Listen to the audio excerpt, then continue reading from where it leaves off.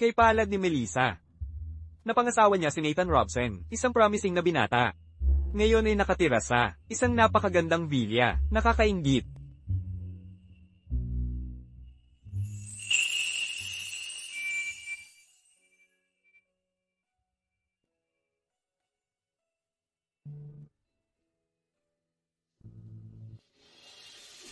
Congrats sa bagong bahay, sis.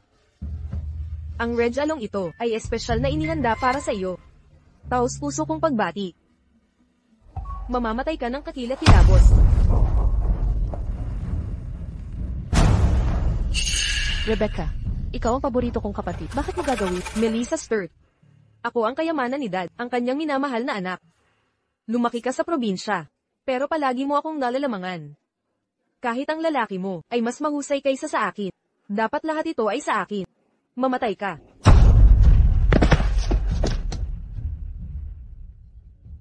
Rebecca Sturt, nagkakamali ka. Ang blind date na iyon ay isang pakana, bagaman mayaman si Nathan. Siya ay malupit at promiscuous. Kung maaari kong simulan muli ang buhay, pipili ako ng maaasahan na makakasama ko pagtanda.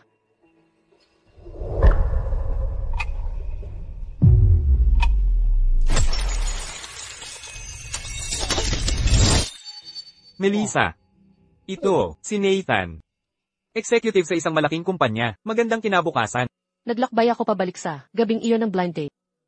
Inayos ito ni Dad para magbayad ng utang. Isinaayos ang buong palabas. Ginamit ang bangkarotang si Simon Frost upang lokohin akong piliin si Nathan upang makakuha ng napakalaking bride price. Sa pagitan ng dalawang manliligaw na ito, sino ang iyong pipiliin? Huwag nang magpatumpik-tumpik, pumili na. Pinipili ko. Gusto kong piliin.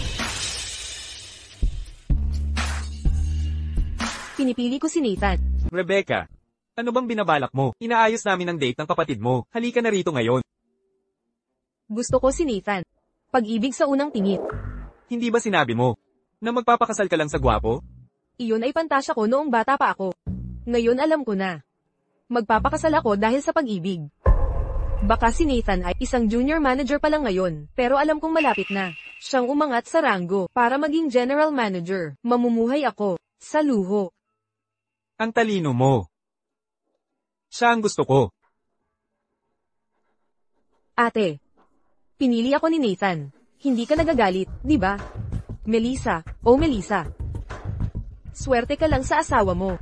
Ngayon ang asawa mo ay akin na. Ako ang magiging asawa ng GM. Malapit na ang oras ko. Ano na naman ang laban mo sa akin? Nagmamadali si Rebecca kay Nathan. Mukhang isinilang din siyang muli. Paano nangyari ito? Nakababatang kapatid. Ang biyayang ito ay dapat sa iyo. Tama na ang usapan. Tara na. Kunin ang lisensya natin. Imposible ka. Rebecca, teka, kalimutan mo na. Kahit sinong asawa ay mas mabuti.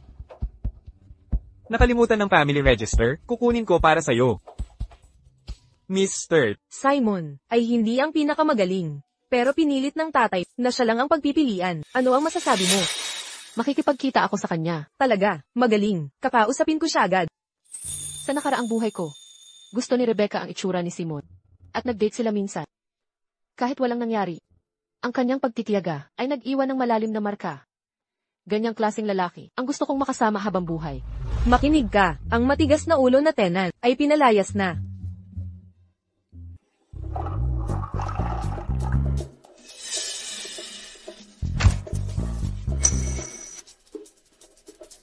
Mr. Frost. Anong ginagawa mo dito? Mr. Frost, narinig kong magde-date ka. Dinalhan kita ng mga damit. Puting suit maginoong hitsura, itim na suit misteryosong dating. Shirt at itim na pantalon, istilong boy next door. At ito, wool coat, na may leather gloves. Brooding romantic look. Tama na. Cosplay ba ito? Naaalala mo pa ba kung bakit tayo nandito? Mr. Frost, wala akong magagawa. Inihanda ni Madam para sa'yo, 48 na blind date. Ang unang 47, tumakbo ng marinig ang sitwasyon mo. Ito lang ang gustong makipagkita sa'yo, maghanda ka. Well, kung ayaw mong umasa sa pagiging CEO, para maghanap ng partner. Kaya, umasa ka sa itsura mo. Ito, ay mga heartthrob. Alisin mo ang kalat na to sa harap ko. Kung hindi, hindi ko siya kikitay. Okay, tara na.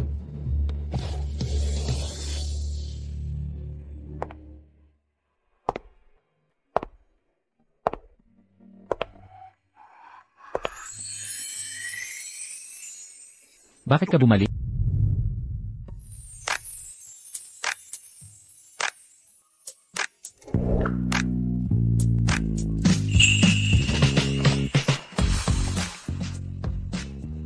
Nanggugulo ba ako? Melissa ang pangalan ko. Ang blind date mo. Hindi. Maupo ka. Ang ganda. Bakit siya papayag sa blind date? May kakaiba, talagang may kakaiba. Alam mo ang sitwasyon ko, di ba? Bagsak ang kumpanya, at maraming utang, walang kotse, bahay, o ipon. Kung ayaw mo, dito na matatapos ang blind date natin. Okay lang sa akin. Okay lang sa'yo. Wala na akong pera ngayon, ang trabaho ko lang ay magbuhat ng bricks sa construction site. At spoiled ako, hindi ako marunong maglaba o magluto. At okay lang. Okay lang talaga sa akin. Kung gayon, anong gusto mo sa akin? Nagdusa ka sa krisis ng pamilya. Karamihan sa mga taong nakakaranas nito ay pagsubok, pipiliing magpakalulo, pero nagsisikap ka pa rin. Ang katatagan mo ay mas mahalaga pa sa ginto. At naniniwala ako, hanggat tayong dalawa ay magkasamang haharap, walang problema ang paghihirap.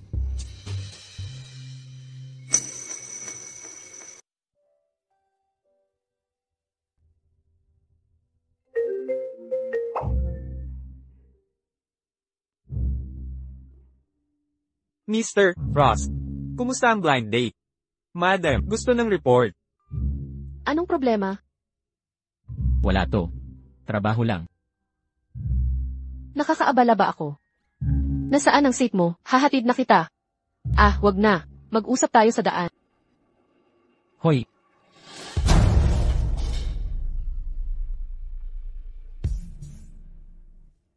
Hanapin mo yung malapit na construction site.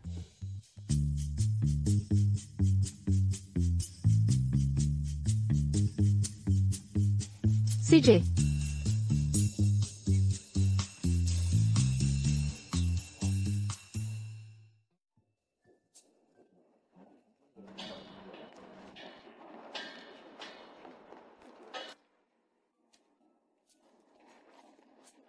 Gutom ka?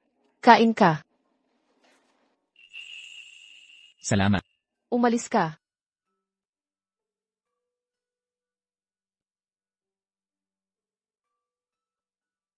Ang sipag mo. Tapos dinala mo ako sa mamahaling lugar na iyon. Dapat matuto ka. Maging matipid.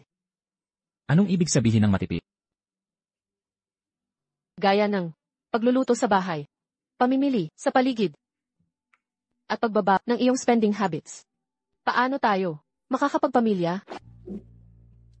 Ano?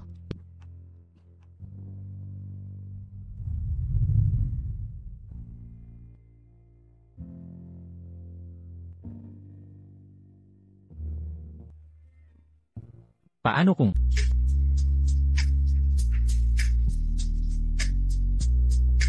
magpakasal?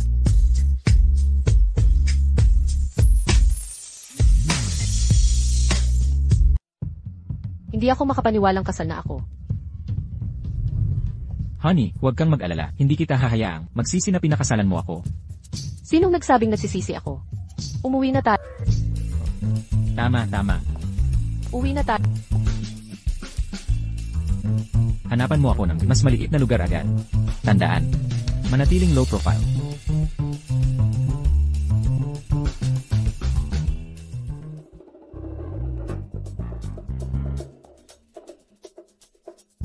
Ang walang kwentang to. Sabi ko sa kanya humanap ng maliit na lugar. Ano to? Ang laki ng lugar na to. Alam ko ang lugar na to. Ang layout na to. Siguradong nagkakahalaga ng milyon. Hindi ba't bangkarot ka na? Paano mo afford ang ganito kagandang lugar? Bangkarote ako. Inuupahan lang to. Pero ang upa dito siguradong napakamahal. Ang sweldo mo, hindi kaya to. May savings ako. Para makaraos. Hindi ka ba nangako na magiging matipid? Ibalik natin ang apartment na to. Tara na.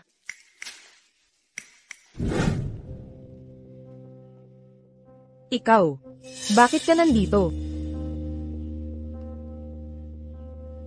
Nandito ka ba dahil nakapag-asawa ako ng mayaman at gusto mo siyang agawin? Hoy, Huwag kang umalis. Magpaliwanag ka. Bulag ka ba? Kasal na ako.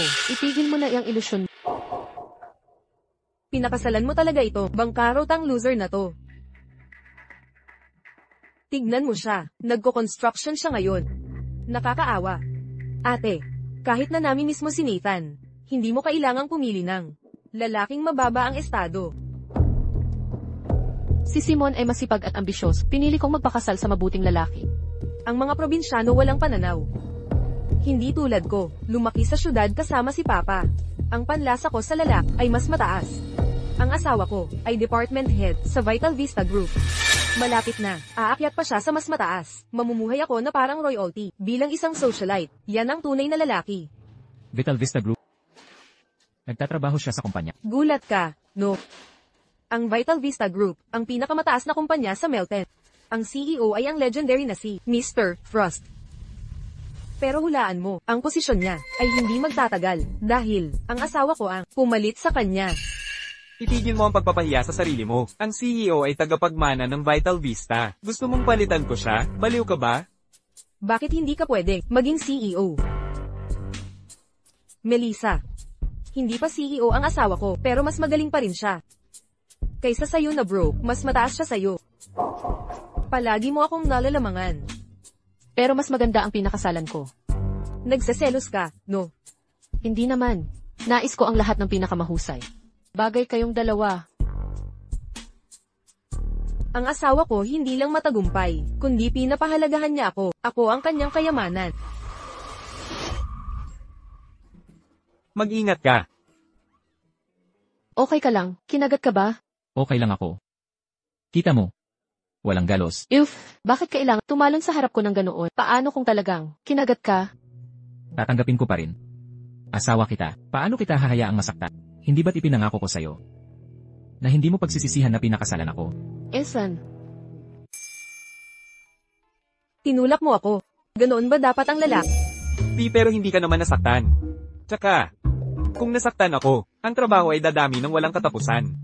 Akala mo ba ako'y parang isang trabahador? Isipin mo, honey. May punto siya. Sila ay galing sa laylayan ng lipunan. Ano ang alam nila tungkol sa pagkawala ng isang department head? Kitakot-takot iyon. At harapin na natin, isa lang siyang talunan. Ito lang ang kaya niya. Hindi tulad ng asawa ko, binibilhan niya ako ng mga mansyon. Ito ang bahay para sa kasal na binili ng asawa ko. May ideya ka ba kung magkano ang halaga ng lugar na ito? Makinig ka, sis. Kapag iniwan mo na sa wakas, ang walang kwentang ito, puntahan mo ako. Para sa mga nakaraang panahon, baka payagan kita na magtrabaho bilang katulong ko at maranasan kung paano mamuhay sa isang multi-milyong dolyar na mansyon. Siguro masarap at Sobra ka na. huwag mo silang pansinin. Tara na. HMPH. Mga kawawang mahihirap. bakit ka nakatayo dyan? Hindi mo ba ako dadalhin para pumili ng lugar natin? Simulan mo na ang kotse. Sige, tara na. Melissa. Sa buhay na ito, sisiguraduhin ko na, durugin ka sa ilalim ng mga paa ko, pagsisisihan mong kinalaban mo ako.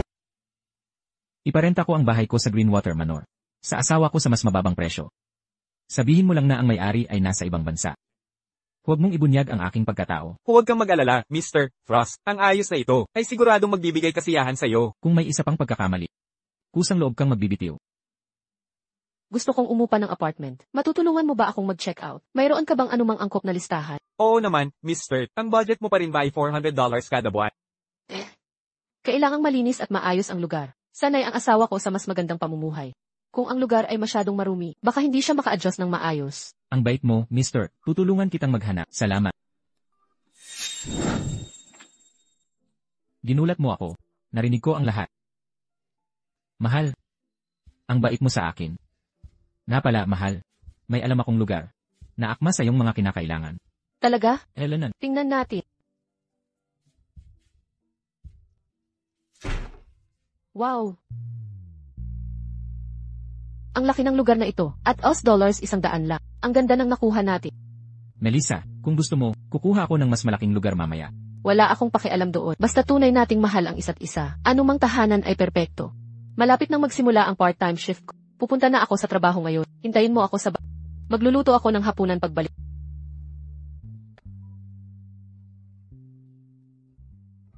Mahal, ang kasal natin ay gaganapin sa Cloudcrest Manor. Ito ang pribadong ari-arian ni Mr. Frost, ang pinakamagarang lugar sa Melton City. Siguradong tuwang-tuwa ka ngayon, ano?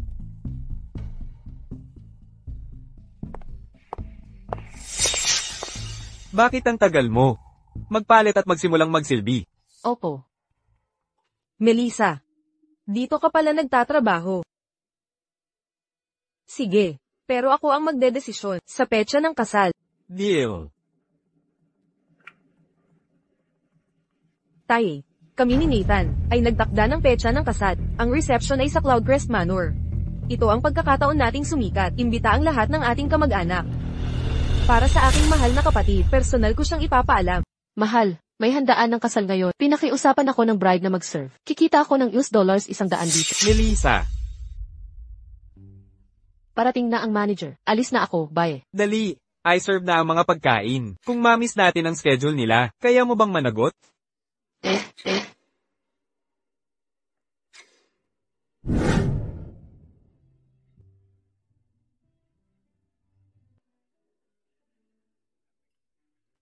Wow! Mapalad si Rebecca. At nakapag-asawa ng ganyang tab-8, lahat tayo nakikinabang dito. Sa Cloudcrest Man, nararanasan natin kung paano mamuhay ang mga may kaya. Ang Cloudcrest Manor ay pag-aari nga ni Mr. Frost, at bihira itong bukas sa publiko. Pero nung nalaman nila ang kasal namin, agad silang nag-ayos. Si Mr. Frost na nabanggit mo, galing sa Vital Vista Group, ay ang bilyonaryong tagapagmana ng pamilya Frost, di ba? Ang asawa ni Rebecca ay may kapangyarihan sa kumpanya. Higit pa yan sa impluensya, higit pa sa pagkakaroon ng lakas. Hindi mo ba nakita pati si Mr. Frost? Ay kinakailangang magpakita ng respeto? Sa tingin ko, siya na ang susunod na general manager. Tara, itaas natin ang ating mga baso. Para sa future GM at kanyang asawa, napakabait nyo. Kailangan kong umalis. Hoy Rebecca, nasaan ang iyong kapatid? Teka, bakit? Wala siya sa kasal mo? Paano naman kaya hindi makakapunta? Ang mahal kong kapatid sa importante, momentong ito sa buhay ko, huwag kang mag-alala, parating na siya. Si Melissa ay laging kahanga-hanga, pagkatapos ng lahat ng mga taon, nagtataka ako kung anong ginagawa niya ngayon. Totoo.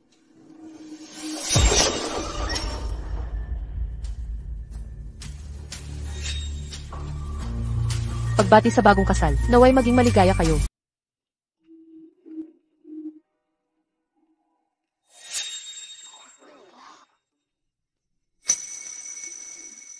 Melissa, ikaw, anong ginagawa mo dito bilang waitress? Babaeng probinsyana na katulad mo, ano pa nga ba ang maaari mong gawin? Rebecca, alam mong nagtatrabaho ako dito, pero sadyang hindi mo ako inimbita, at hiniling mo pa akong pagsilbihan ka? Aminin mo. Ha? Eksakto. Para makapagtrabaho ka at makadalo sa aking kasalan, perpektong solusyon, di ba?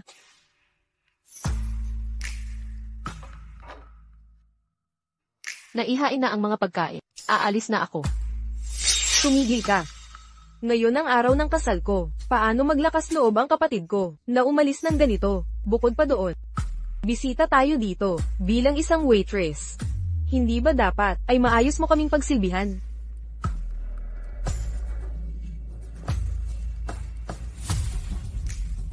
Yan ang gusto ko.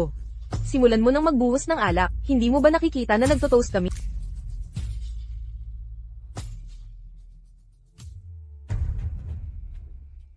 Melissa, nabalitaan kong kasal ka na. Bakit hindi mo dalhin ang asawa mo para makilala ng lahat? Tama, ang asawa niya, siguro nagpapakahirap sa isang construction site. Construction worker? Melissa, paano mo nagawang pakasalan ng isang hamak? Pero sa bagay, isang waitress at isang construction worker. Anong perpektong pares? Nanunuya na halakhak. Rebecca, narito ang regalo ko sa kasal mo. Melissa, ang bastos naman na dumating na walang dala. Ano pa bang aasahan natin? Sa isang tulad niya, hindi niya kayang magdala ng disenteng bagay. May ideya ako. Ubusin mo itong isang case ng alak para sumaya ang lahat. Rebecca, huwag mong subukan ang swerte mo. Ikaw ang sumusubok sa swerte mo. Waitress ka lang. Kapag sinabi kong uminom, iinom ka. Pigilan niyo siya ngayon. Bitawan mo ako. Bitawan mo ako. Rebecca, paano mo ako nagawang hiyain? Sinong nagbigay sa'yo ng karapatan? Dahil lang ba ang asawa ko ay isang executive sa Vital Vista Group, samantalang ang asawa mo ay laborer lang? Mas mataas ako sa'yo. Kapag sinabi kong uminom, kailangan mong uminom. Kapag sinabi kong lumuhad, kailangan mong lumuhad. Rebecca, pinagtiyagaan kita ng matagal, hindi dahil natatakot ako kundi dahil customer service ang trabaho ko. Pero ngayon, nagre-resign na ako. Hinto. Melissa. Mag-isip ka ng mabuti. Ang asawa mo ay may malaking utang pa. Sumulong ka pa ng isang hakbang. At sasabihin ko sa mga nagpapautang sa kanya, na baliin ang mga binti ng asawa mo. Rebecca, anong gusto mo? Inumin mo ang lahat ng alak na ito. At kung matuwa ako, maaaring maawa ako, at palayain kita. Kung hindi, ibibigay ko ang numero ng telepono ng mga debt collector sa mga nagpapautang sa asawa mo. Tingnan ko. HMM, ito, may binali, sa kamay ng isang nang utang. Tatawagan ko ba siya? Hindi. Iinom ako. Umiinom na ako.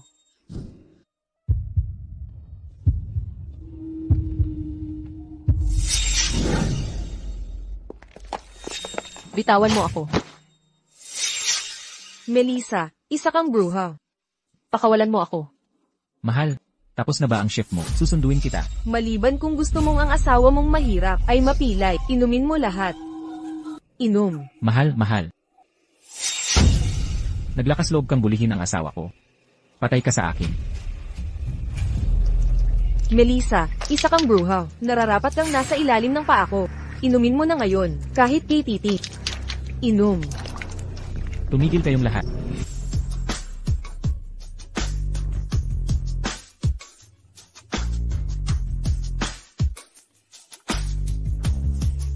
Itigil niyo na to. Simon, Ikaw yan. Paano ka nakapasok? Hindi ito lugar para sa mga basurang tulad mo. Seguridad, palabasin niyo agad siya. Binabastos si Kara Frost at gumagawa ng eksena. Patay ka. Pasensya na. Late ako, pero huwag kang mag-alala. Hanggat nandito, walang maglalakas loob na saktan ka. May masakit ba sa'yo? Magbabayad sila ng 10 doble. Ano ang trabaho ng asawa ni Melissa? Nagpapamalas siya ng autoridad. Hindi siya ordinaryong lalaki. HMPH, isang loser lang. Simon, tigilan mo ang pagpapanggap na mataas. Akala mo sa pagbibihis mo ng mag-ara, magbabago ang estado mo. Isa ka lang manggagawa. ingatan mo ang pananalita mo. Melissa, may hindi pa tayo tapos. Ipinagtatanggol mo na siya ngayon. Lumuhad ka sa harap ko ngayon, magmakaawa ka ng awa, o kahit sino sa inyo, ay hindi makakalabas ng buhay dito. Rebecca, huwag kang sumobra. Ano naman kung sumobra ako? Walang silbi ang asawa mo. Samantalang ang asawa ko ay executive sa Vital Vista Group. Gusto mo bang makalabas ang asawa mo na walang gallows? Kung gayon lumuhad ka at sampailan mo ang sarili mo hanggang dumb you go.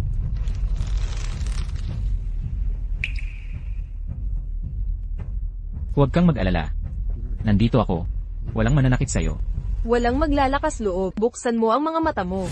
CEO ng Vital Vista Group, pag-aari ni Mr. Frost ang estate na ito. Nang ahas kang gumawa ng gulo dito. Akala mo kung sino kang Mr. Frost.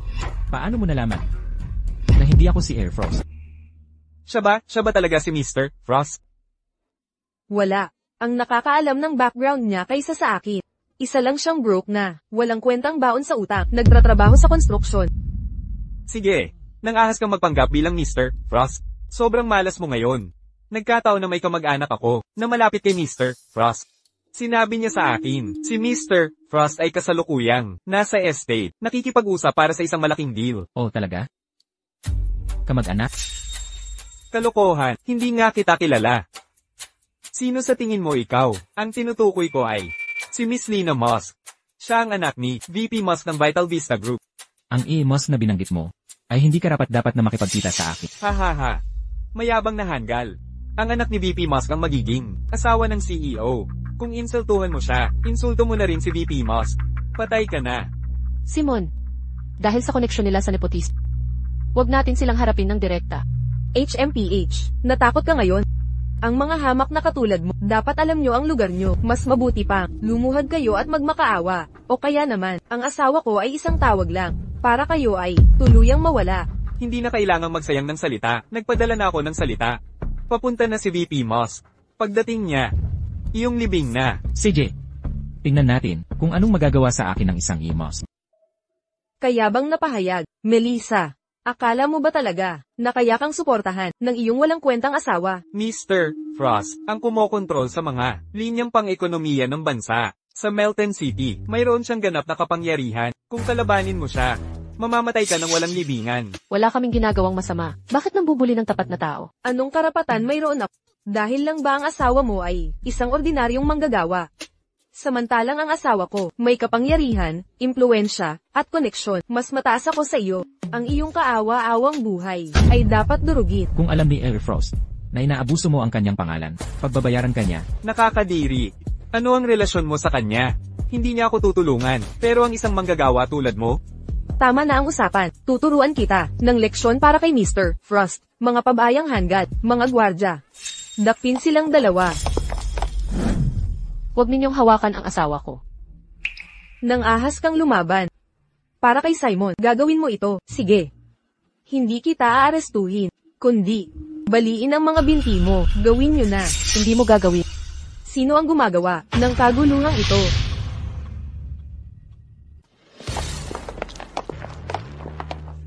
Lina. Oh, hindi, Miss Moss.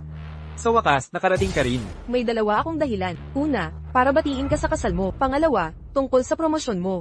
May inayos ang tatay ko. Dala ko ang kontrata. Ituring mo itong regalo sa kasal. Salamat, Miss Moss. Maraming salamat, VP Moss. Pagsisilbihan ko ang iyong ama, ng buong puso. Maaari ko bang hilingin na magsalita ka ng maganda kay Mr. Frost? Sige. kung natatandaan ko, ang mga patakaran ng Vital Vista Group ay nagbabawal ng nepotismo. Ang iyong hayagang pagpabor ay naglalagay sa iyo sa panganib. Sino ka sa akala ang mga bagay ng Vital Vista Group ay hindi mo problema, Melissa? Bilang dating magkapatid, babalaan kita. Si Miss Musk ay mahal ni Mr. Frost. Kayong mga langgam mula sa kanal ay naglakas loob na haminin siya. Mahal? Duda ko kung kilala man ni Air Frost.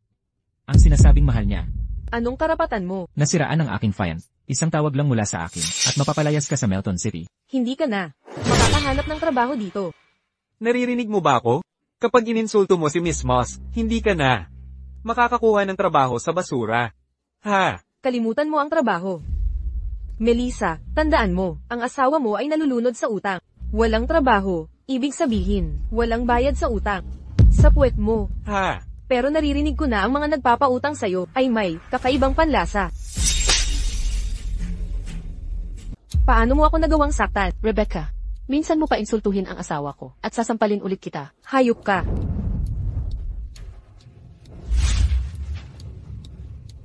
Tatayo ka lang ba dyan? Pinapanood ang sarili mong asawa na binubuli ng ganito. Gusto niyo sigurong mamatay. Mga bata, kunin niyo sila.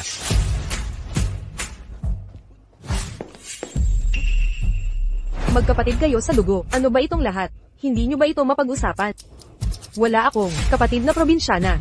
Ano pang hinihintay nyo? Sugod. Pumunta ako para makipagkita kay Mr. Frost. Huwag nyong hayaan ang mga taong ito na sirain ang mga bagay. Pagkatapos ng lahat, ako mismo ang pinili ni Mrs. Judy Frost. Hindi ko pa nga nakikilala si Mr. Frost. Tama na. Lumala na ang gulo. Si Mr. Frost ay nasa mahalagang negosasyon. Kung guguluhin nyo siya, kaya nyo bang harapin ang kahihinatnan? Ngayon, patawarin ko kayong dalawa dahil sa respeto sa posisyon ng aking fiancé. Nathan, ang kontrata sa paghirang na ito ay gagawin kang bagong department manager ng Vital Vista Group. HMPH. Ang mga kontrata sa antas ng manager ay mas maganda kahit ang kalidad ng papel ay higit pa sa mga kontrata ng empleyado. Amoy mayaman. Nakikita mo ito. Ang asawa ko ay magiging GM. Ako ang magiging asawa ng GM. Gugugulin mo ang iyong buhay sa ilalim ng aking tako.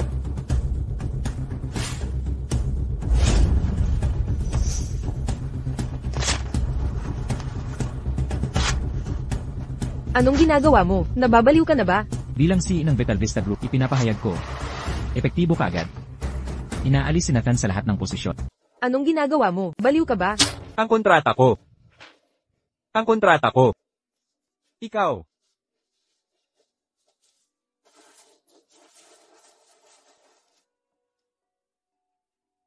Pinunit mo ang kontrata ko. Simon, nawala ka na ba sa isip? Paano mo nagawang sirain ang kontrata ng asawa? Ang basura ay sa basurahan.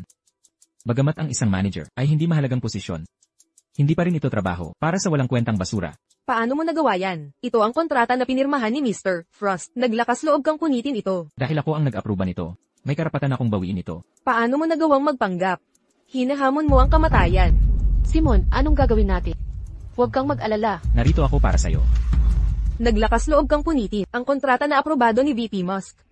Ginamit mo ang butas sa langit. Pagsisisihan mo ito, bubuhusan ka namin ng asido at itatapon sa kulungan. Napaalam ko na sa ama ko. Papunta na siya dito.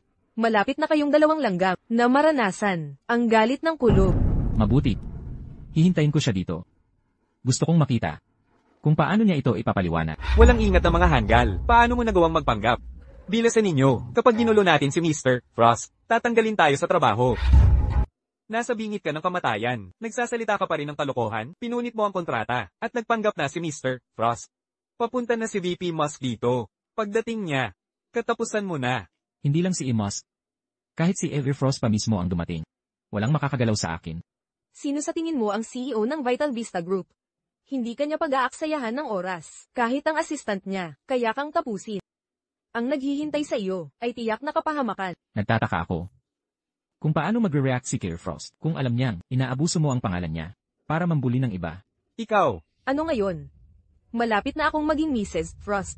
Ang pag-promote ng isang manager o gawin siyang GM ay isang salita ko lang, hindi ko akalain na magiging asawa ko ng GM ng ganito kaaga. pagtawid sa landas ng magiging asawa ng CEO ng Vital Vista Group. Nilalagdaan mo ang iyong kamatayan, mga bulag kayong tanga, mga gwardya. Etali sila, at itapon sa mga lobo. Huwag mong hawakan ang asawa ko. Relax. Hindi nila tayo maaabot. Kay tapang na salita, tingnan natin kung sino ang mayabang. Tay, Dad, bakit ang tagal mo? Inaapi nila ako kanina pa. Nandito si VP Musk, lagot ka. Tiyo, VP Musk. Siya yun.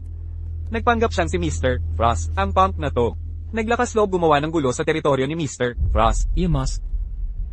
Talagang nagpapabigat ka. Mr. FFFF, huwag kang mautol. Akala mo ba ang titulo mong VP ay makakatakot sa amin, assistant ko? Anong nangyayari dito? Mayroon sigurong hindi pagkakaunawaan.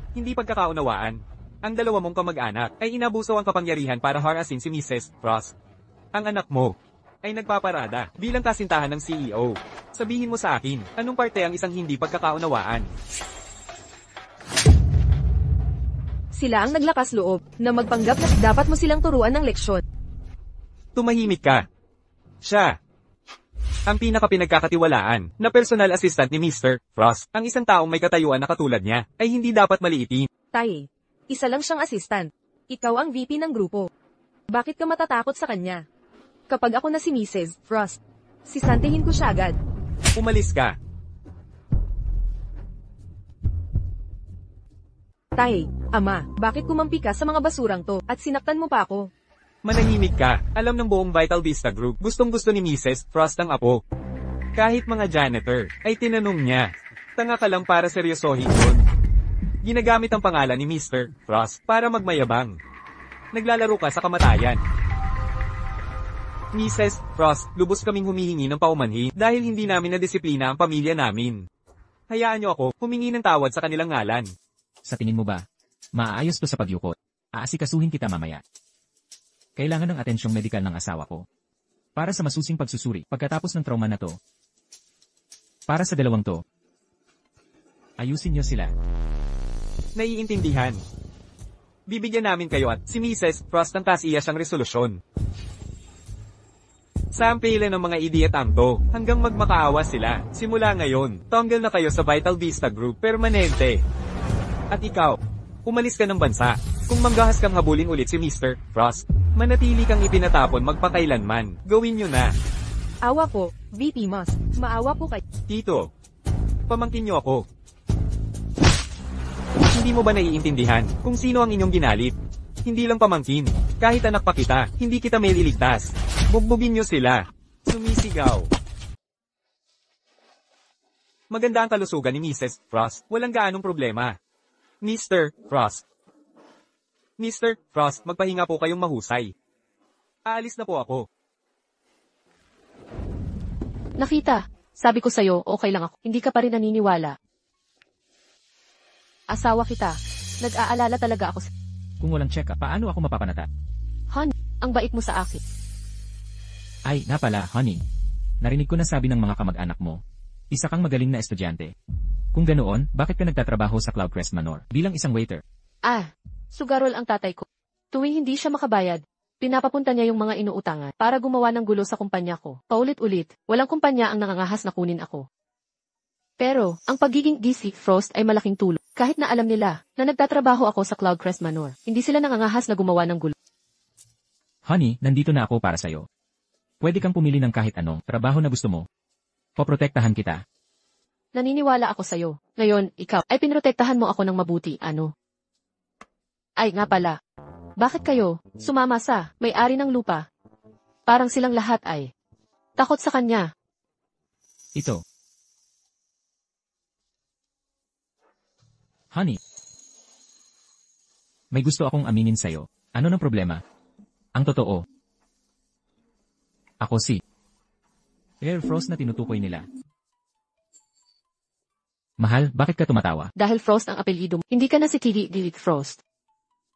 Pero, nabalitaan ko, katulong daw ni Eric Frost ang may-ari. Kilala mo siya. Kaya pala, tinulungan ka niya, di ba?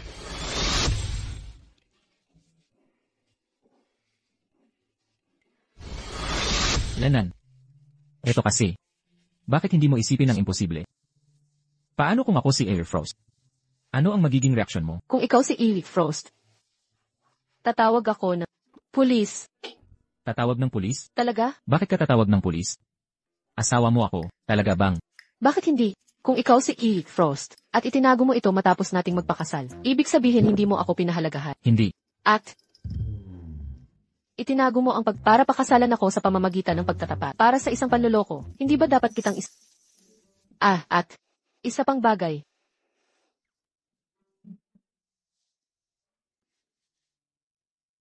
Narinig ko na, may sakit daw si Eric Frost. Sakit? Esan, noong nagtrabaho ako sa Cloudcrest Manor, sabi nila, si Eric Frost ay talaga namang impotente. Impotente. Lanan. Ha? Nakakagulat, di ba? Sasabihin ko sa'yo, noong una ko itong narinig, nabigla din ako. Ha? Kaya pala, nagpapakagahaman si Eric Frost para humanap sa kanya ng asawa. Anong problema, mahal?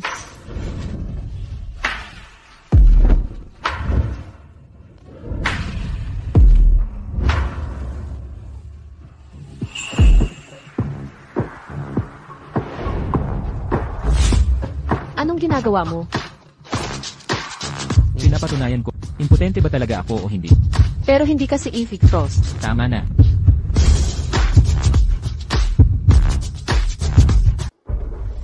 Array. Ang sakit-sakit. Marunong ka ba maglagay ng gamot? Magpasalamat ka at hindi nasira ang mukha mo. Nag-aaway ng ganito, at ayaw nyo pang magpatawag ng pulis. Akala nyo ba ang mga medical staff ay kasali sa mga kanky games nyo? Magbayad na kayo at umalis. Huwag niyong sayangin ang resources. Hoy. Maging nurse ng lalait sa akin. Mahal. Ang lalaki ni Melissa, sino ba talaga siya? Hindi ba construction worker lang siya? Paano siya naging makapangyarihan? May inalam ako. Lumabas na siya lang. Nagrenta ng lugar sa pangalan ng assistant ko. Ginamit niya ang koneksyon na yon para sumipsip kay Mr. Frost. HMPH. Alam ko na hindi pwedeng biglang maging maimpluwensya. Swerte lang at HMPH, nakipagkaibigan sa sunod sa year ni Mr. Frost. Hoy, tumahimik ka. Kung hindi dahil sa'yo na nag-provoke sa kapatid mo, magkakaganto ba ako? Mawawalan ba ako ng trabaho dahil sa construction worker? Masaya ka na? Mahal. Huwag mo akong hawakan. Kapag nakahanap ako ng lalaki, nadaan, hindi, 1,000 beses, mas magaling kaysa sa asawa niya. Hindi ko ba dapat ipagmalak sa lahat ng kakilala natin? Hindi ko naman kasalanan, di ba, mahal? Huwag mong ailapit ang pagmumukha mo sa akin. Ginamit ni Dad ang koneksyon niya para makakuha ako ng trabaho sa Wellspark Company. Magsisimula ako next week. Huwag ka nang gumawa ng gulo. Simula ngayon, bayaran mo na ang bill. Opo, mahal. Melissa, maghintay ka lang. Hindi kita palalampasin. Kumpletong profile ni Mrs. Frost. Nagtapos sa top na universidad. Nagtrabaho sa ilang malalaking korporasyon. Ang kanyang performance at kakayahan ay palaging kahanga-hanga. Ngunit dahil sa mga naniningil ng utang na gumagawa ng eksena, siya ay natanggal sa trabaho. Ang mga talentadong individual ay hindi dapat baliwalay. Hanapan si Rare Frost ng angkop na posisyon sa ating kumpanya. Mr. Frost, hindi mahirap ang iposisyon siya. Pero ikaw ay itinatago ang iyong pagkatao sa kanya. Kung kayong dalawa ay magtatrabaho sa iisang kumpanya, maaaring mabuko ang iyong pagkakakilanlan. Magandang punto. Narito ang plano. I-assign si Rare Frost sa kumpanyang binili ko, Wellspark Company. Tandaan na. Gawin ito ng palihim. Huwag mo siyang hayaang maghinala o ibunyag ang aking pagkatao. Naiintindihan, Mr. Frost. Asikasuhin ang iba pa, susunduin ko ang aking asawa.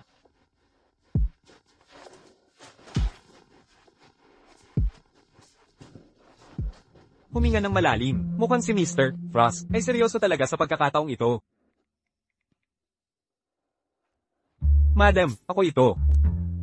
Sina Mr. at Mrs. Frost ay gumagawa ng malaking pag-unlad. Hindi na magtatagal bago ka makakita ng apo sa tuhod.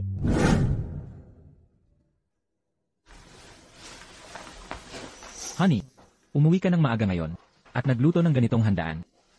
May magandang balita. Ang talas, umupo ka sa tabi ko.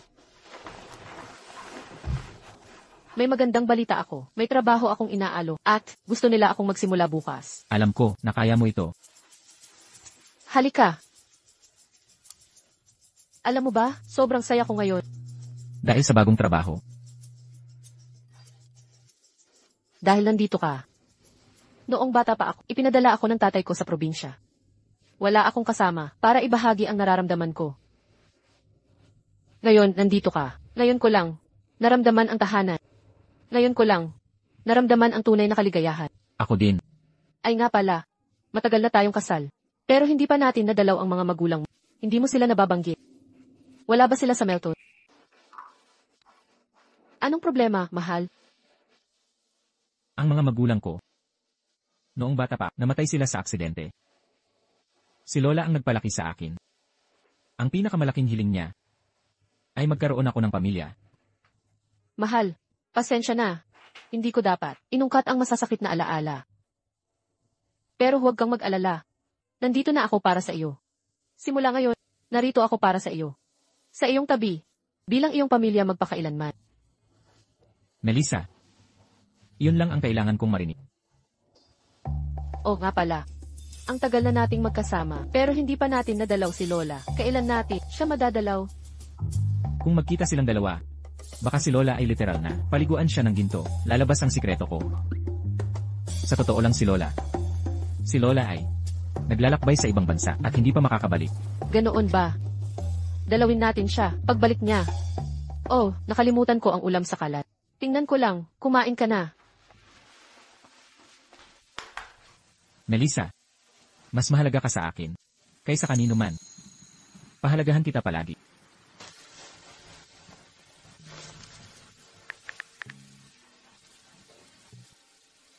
Kukuhanan ko ang asawa ko ng regalo para sa bagong trabaho. Gumawa ng disenyo bukas. At ipadala sa Vital Vista.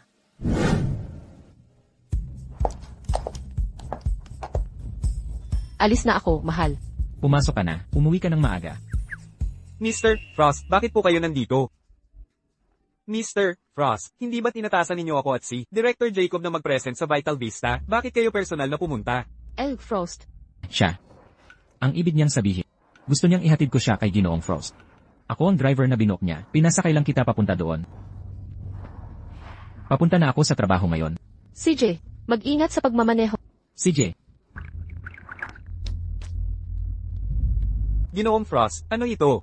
hindi ba't pupunta tayo sa Vital Vista para sa proposal? Kunin mo ang sasakyan. Opo, Ginoong Frost. Melissa, bakit lagi kitang nakikita kahit saan? Base sa hitsura mo, mukhang hindi ka nakalusot doon, kaya nandito ka ngayon para maglinis ng bat. Sasabihin ko rin sana sa iyo yan. Umalis ka. Hoy, ikaw. Isa ka lang naman na janitor. Paano mo nakuha ang access card ng kumpanya? Ibalik mo iyan. Makinig ka, Melissa. Ako ay kasalukuyang empleyado ng Wellspark Company. Hinihinala ko na, ninakaw mo ang access card. Natatakot ako na madidismaya kita. Nagtratrabaho rin ako dito. Imposible. Sira na ang reputasyon mo sa Melton. Walang kumpanya ang kukuha sa iyo. Hindi pwede.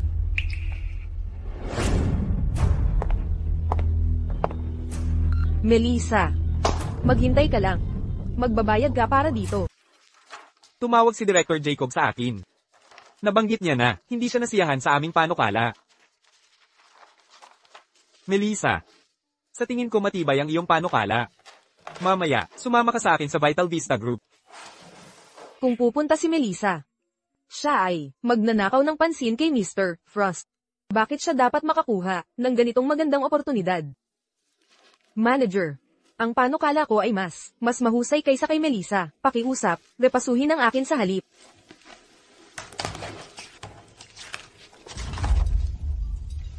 HMM, hindi masama. Gagamitin namin ang sayo. Maghanda ka na ngayon. Opo, manager.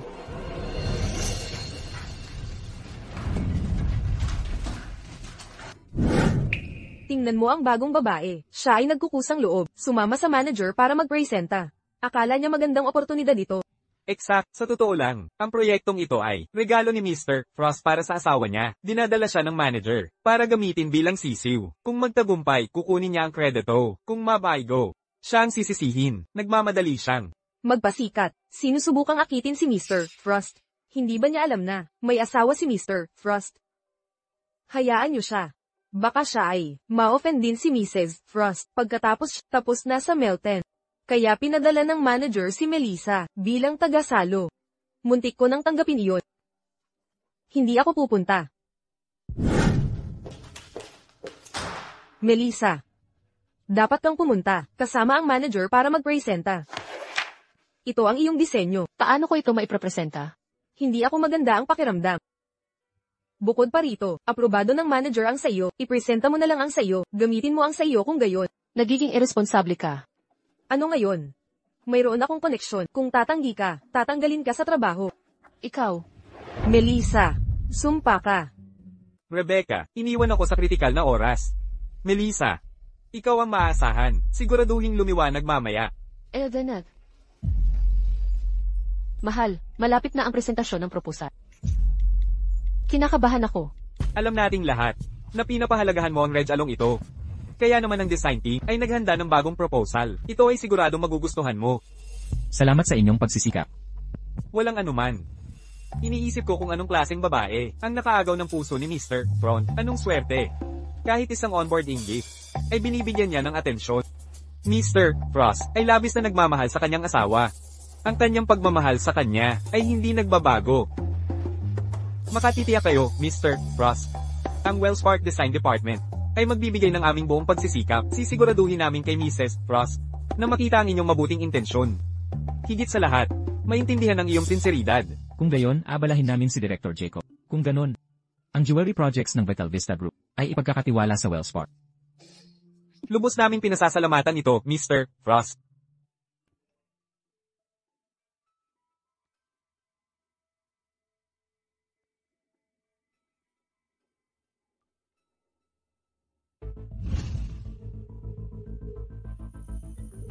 Ang ringtone na ito ay katulad ng sa asawa ko.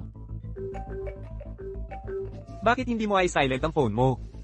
Ang presentasyon kay Mr. Frost ay dapat maging perpekto. Bakit siya nagbaba ng telepono? Mr. Frost, handa na ang bagong disenyo. Pwede ba silang pumasok ngayon? Papasukin sila.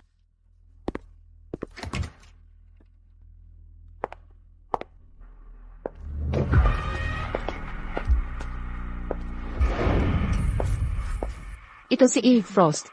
Ipakita agad ang bagong proposal. Mahal, Sinta, anong ginagawa mo rito? hindi ba dapat ako ang nagtatanong yan? Bakit ka nakaupo rito? Nandito ako para ihatid ang proposal kay E. Frost. Huwag mong sabihin ikaw si E. Frost. Hindi ako. Well. Siya si E. Frost. Pinapunta niya ako. Hindi ba't ako ang nagmaneho sa kanya kanina? Ngayon gusto niya akong maghatid sa kanya. Ha? Tama. Tama po. Kaya pala. Naiintindihan ko na. Kanino ko ibibigay ang proposal na ito?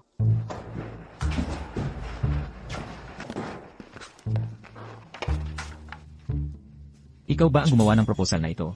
Eldeneth. Narinig ko na ito raw ay kay Dave Frost. Regalo para kay Yvette Frost. Magugustuhan kaya niya ito? Gustong-gusto niya. Hindi lang gusto, kundi labis na nagulat. Hindi ko akalain na siya si Mrs. Frost. Pinagawa ko pa naman kay Mrs. Frost ang regalo niya mula sa CEO. Manager, kaya, iprepresenta ko pa ba ang proposal? Alam mo ba kung anong oras na? Walang presentasyon. Tanghalian na. Talagang ganoon. Sa Wells Park Company, hindi namin pinapabayaan ang staff. Ano man ang trabaho mo, nasa schedule ang pagkain. Lahat, kumain na. Salamat, Director Jacob. Ang bagong designer ay asawa pala ng CEO. Halos nagkamali ako ng malaki. Tunay na mahal siya ni Mr. Frost. Kung mapasaya ko siya, tiyak na mapapabilis ang promosyon ko. Melissa, nakaligtas ka ng walang gallows. Pagbalik mula sa Vital Vista Group, anong swerte? Tingnan mo kung paano kita haharapin.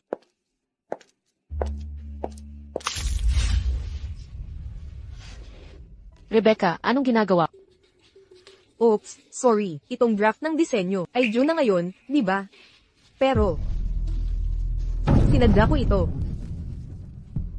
Ito ang pinaghirapan ko. Draft ng disenyo. Bakit mo sinira ito? Bakit?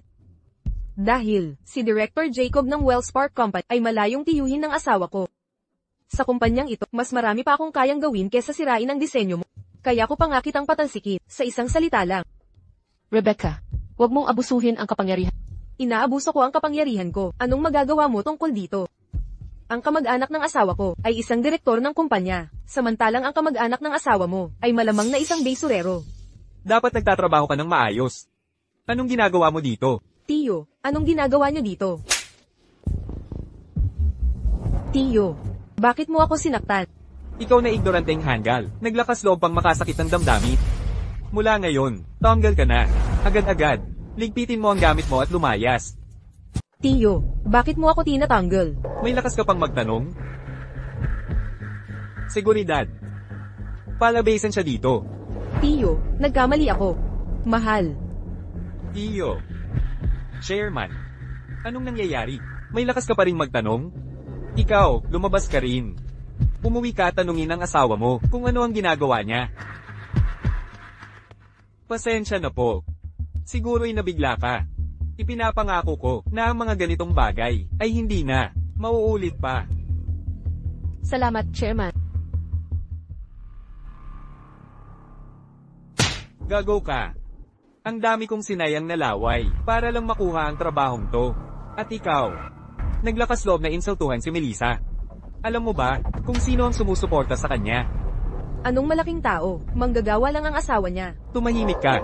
Sinabi sa akin ni Director Jacob ang lahat. Malapit ang asawa niya kay Mr. Frost. Melissa ay kapatid mo. Sa pagkakaroon ng koneksyon, hindi mo man lang naisip gamitin ito. Pero naglakas loob kang insultuhan siya. Sa tingin ko, dala ka lang ng malas. Tay, may pag-asa pa ba ako? Wala kang pag-asa. Malabong mapasama ka sa kumpanya. Gayunpaman, si Mr. Potter ng Vital Vista Branch ay nagretiro na. Sabi ng tiyo mo. Kaya niya. Irekomenda ka para pumalit sa kanya. Nitong mga araw na to, naghihintay ako ng magandang balita. Tay, totoo ba to? Salamat, Tay. Hindi talaga ako nagkamali. Kapag naging GM ang asawa ko, sa wakas makakataas na ako ng ulo. At ikaw, sa panahong ito, magpakatino ka. Naiintindihan, Tay. Melissa, sa buhay na ito, tiyak na aapakan kita. Araw-araw mo akong sinusundo sa napakahuwarang asawa. Sa paraan. Si Nathan ay tumatakbo para sa iyan ng Vital Vista Branch. Mula ngayon, ang kanyang kumpanya ay magiging superior na unit mo. Kung hindi ka komportable, paalisin ko siya kay assistant ko. Huwag na. Kung mahalal siya, ay dapat depende sa sarili niyang merito. Kung diskwalipikahin ko siya dahil sa personal na sama ng loob, wala akong pinagkaiba sa mga kontrabida. Hindi ka ba nag-aalala na baka magdulot siya ng gulo kung magkaroon siya ng kapangyarihan? Gulo. Anong gulo? Wala akong pakialam sa mga walang kwentang tao. Gusto ko lang makasama ka. CJ, bigyan natin siya ng isa pang pagkakataon. Kung magtagumpay siya, depende sa kanyang mga kakayahan. Tama. Manalo ang pinakamagaling. Tara na. Kinukuha lang ang impormasyon kay Mr. Mori. Bakit natatagalan? Bakit ang tagal?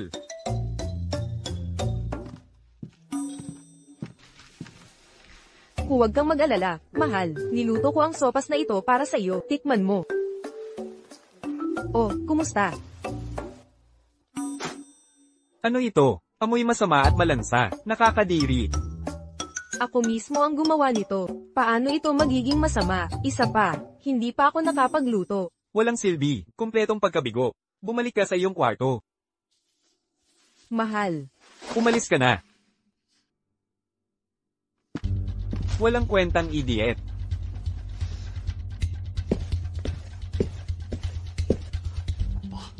Anong sinabi ni Mr. Mori? Aprobado ba ni Mr. Potter ang promosyon ko? Ang posisyong iyon ay pinag-iinteresan ng maraming karibal. Bakit niya basta ibibigay sa atin? Anong gagawin natin ngayon? Kasalanan to lahat ni Rebecca. Sinabutahin niya lagi ang karera ko. Bakit ko ba pinakasalan? Ang babaeng ito na puro problema? Tamad siya at matako. Magaling lang sa pagtukso ng lalaki. Walang silbi sa ibang bat. Perpekto kung ganun. Si Mr. Potter ay may kahinaan dyan. Dahil magaling siyang manukso. Gamitin natin ang talento niyang yan.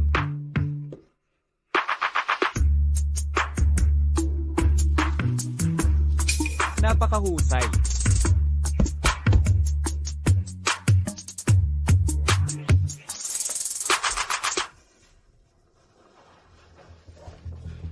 Mahal.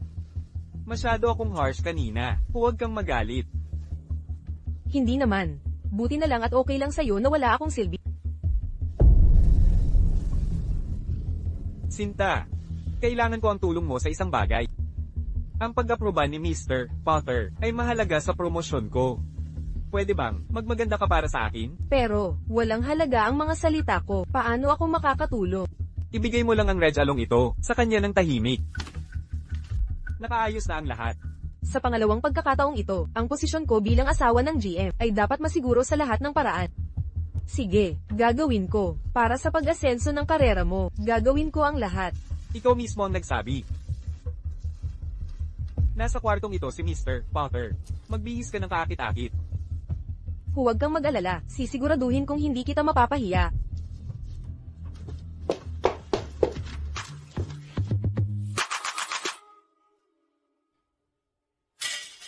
Babae.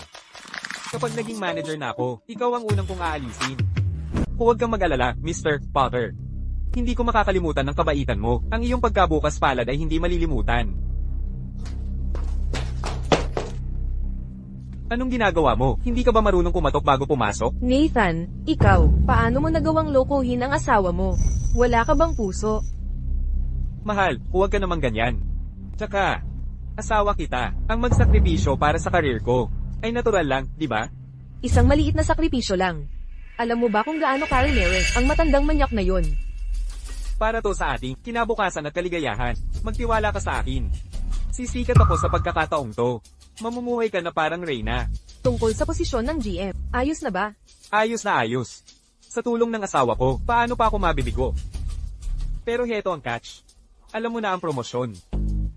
Kailangan ng approval ng lahat ng managers. Kailangan ko ang unanimous consent. Baka pwede mo. Anong iminumong kahi mo? Mahal, critical ang timing na ito. Hindi tayo pwedeng magkamali ngayon. At sa totoo lang, gusto mo bang habang buhay, nasa ilalim ka ng anino ng kapatid mo? Ipinapangako ko. Pag ako na ang naging GM, pagbabayaran niya ni Melissa, tuturuan ko siya ng leksyon. Magsisisi siya sa paghamak sa atin. Makukuha mo ang hustisya. Tama, hindi ko hahayaang si Melissa. Nahigaitan pa ako. Deal. Pero hindi lang ako gusto maghiganti. Gusto ko siyang wasakin. Lubos na mawawasak. Ang iyong hiling ay aking utos. Melissa, papanoorin kitang umaakyat sa itaas. Bawat kahihiyang titiisin ko ay pagbabayaran mo ng 1,000 beses. Ang bagong GM ng Vital Vista Branch ay nagdaraos ng pulong sa buong kumpanya. Maliban kay Director Jacob at mga nasa biyahe, lahat ng staff ay nasa meeting room. Bakit nandito ka pa? Papunta na ako. Hi. Pasensya na talaga. Siguro, maaari mong hiramin ang damit ko. CJ. Salamat. Sa wakas, dumating ka rin, ate. Rebecca, bakit ka nandito? Nagulat ka. Nagplano kang patalsikin ako. Hindi inaasahang babalik ako sa mismong lugar na ito. Nasiraan ka na ng bait. Huwag kang magmadali.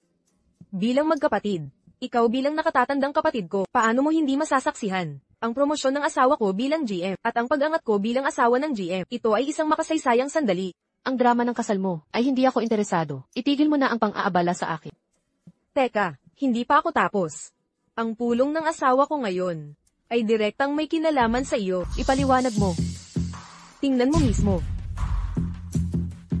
Bilang GM ng branch, hindi ako magtitipid ng pagsisikap upang alisin ang mga sumali sa pamamagitan ng hindi etikal na paraan. Simula kay Melissa. Lahat masdan ninyo.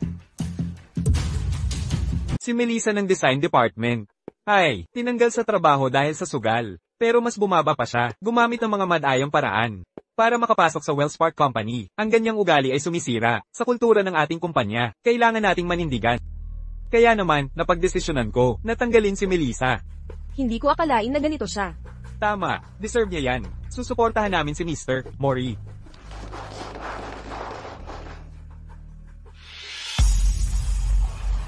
Nakipagsabuatan ka sa mga insiders. Para siraan ako, di ba? Anong problema kung ginawa ko?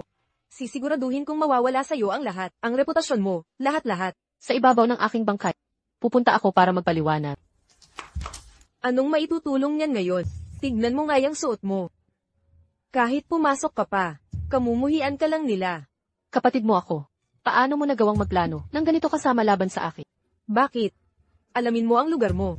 Ang isang probinsyana na katulad mo ay hindi dapat mas maging magaling sa akin. Nararapat kang mapunta sa ilalim ng paa ko. Nakikita mo ba yan? Ang asawa ko ngayon ang GM. Ginagalang sa buong kumpanya. Bilang asawa ng GM, nasa magandang buhay ako. Habang ikaw ay isang palaboy lang na kinamumuhian ng lahat. Hindi kita hahayaang manalo. Lilinisin ko ang pangalan ko. Tumigil ka dyan. Hindi pa tapos ang palabas. Tignan mo mismo. Hindi lang si Melissa, pati ang asawa niya, na ginagamit ang pangalan ni Mr. Frost para manloko. Para sa mga basurang tulad nila, dapat tayong gumawa ng aksyon. Simula ngayon, hindi na sila kailanman tatanggapin sa Vital Vista. Ibabalik namin ang reputasyon ng Vital Vista, at ibabalik ang kapayapaan sa lipunan. Nakikita mo ba yan? Ito ang realidad. Ang asawa ko ang magiging GM, samantalang ang sa iyo ay mananatiling walang trabaho. Ayokong maniwala na kayong dalawa ang may kapangyarihan dito. Pupuntahan ko si Eric Frost at ilalantad ko ang mga walang hiyan yung gawain sa kanya. Sino ka sa akala? Akala mo basta-basta mo makikita si Mr. Frost?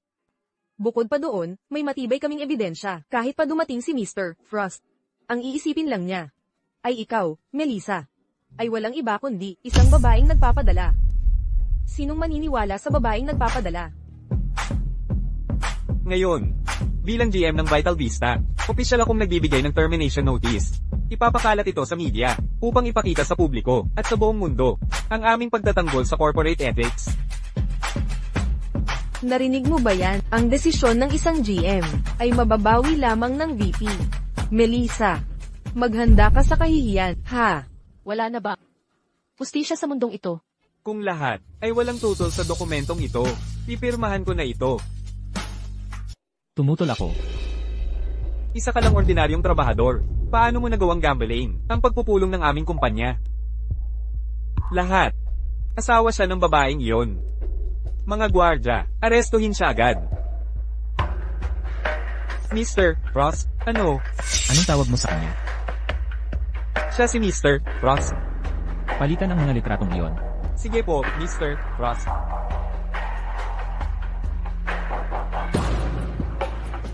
Kaya si Rebecca pala ang nasa litrato. Nakan, nagpanggap ka para maging yen at siraan ang asawa ko. Binabawi ko ang posisyon mo bilang yen. Simula ngayon, paalisin ka sa Melbourne City. At permanenteng ilista sa blacklist. Palabasin siya dito. Mr. Frost, pasensya na po. Hindi ko alam na kayo si Mr. Frost. Dalhin siya paalis. Mr. Frost, nagkamali ako. Imposible. Ang lalaking iniwan ko ay hindi maaaring si Mr. Frost. Mr. Frost, nagkamali ako. Mr. Frost, bigyan niyo po ako ng isa pang pagkakataon. Mahal. Simon. Kaya. Nagsisinungaling ka sa akin. Buti na lang wala si Mrs. Frost ngayon. Kung hindi, Hindi niya dapat malaman ito. Siguraduhin lahat ng narito ay manahimik para hindi masaktan si Kira Frost. naiintindihan po, Mr. Frost. Simon.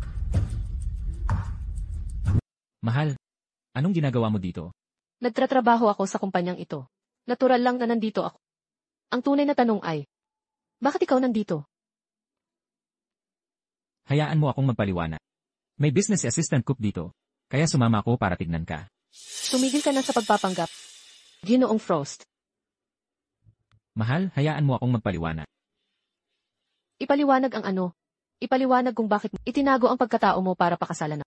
Bakit ka patuloy na nagsinungaling hanggang sa mismong sandaling ito? Ano?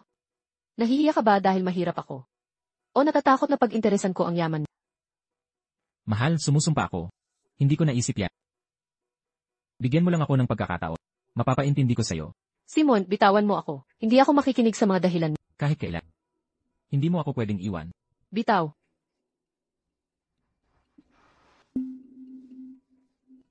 Anong problema? Wala kang pakialam.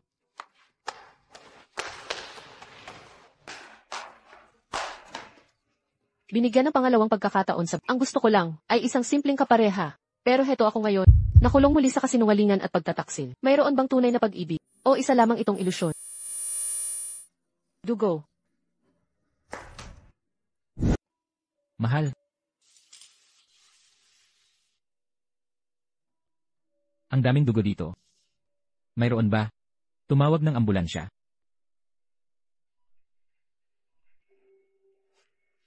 Mahal, gising ka na. Kamusta ang asawa ko? Mr. Frost, buntis po si Mrs. Frost. Gayunpaman, nagpapakita siya ng banta ng pagkalaglag. Kailangan niya ng pahinga at pag-aalaga. Ano man ang mangyari, iligtas ang anak ko sa lahat ng paraan. Huwag kang mag-alala, Mr. Frost. Mahal, tignan mo magkakaroon tayo ng baby. Bigyan mo ako ng isa pang pagkakataon. Ipinapangako ko. Aalagaan kitang mabuti, at hindi na magsisinungaling muli. Mahal, alam kong nagkamali ako ng malaki. Pero may mga pangyayari na nagpilit sa akin. Para sa baby, patawarin mo ako. Okay. Kailangan ko ng oras para mag-isip. CJ, Nathan, ang sama mo. Paano mo ako nagawang saktan? Buntis si Mrs. Frost. Dapat mong tiyakin ang kanyang kaligtasan sa lahat ng paraan. Buntis nga si Melissa. Ang posisyon ng asawa ng CEO ay nararapat lamang sa akin. Paano niya nagawang nakawin ito sa akin? Hindi ako pwedeng sumuko ngayon.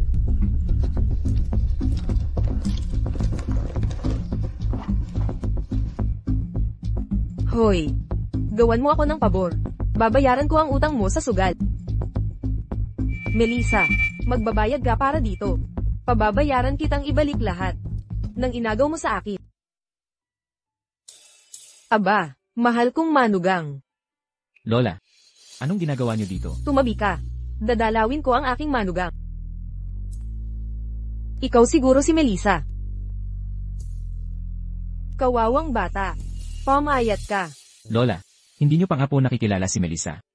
Tama na. Ganito mo siya inaalagaan. Napunta siya sa ospital. Huwag kang magdahilan. Melissa, anak. Nabalitaan ko na. May hindi pagkakaintindihan. Pumunta ako para linawin ang lahat. Eto ang nangyari. Nagpanggap si Simon na isang trabahador dahil lahat ng babae na ipinapakilala ko sa kanya ay habol lang ang pera niya. Hindi kanya gustong lokohin. Anak, bakit hindi mo siya bigyan ng isa pang pagkakataon? Sinta, Bigyan mo ako ng isa pang pagkakataon. Hindi na ako magsisinungaling sa'yo. CJ, sige, isa pang pagkakataon. Pero, dahil lang sa respeto kay Lola.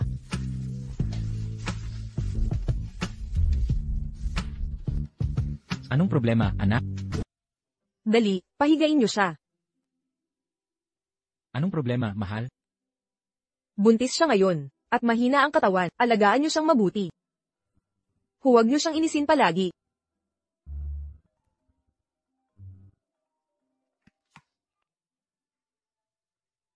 Hello?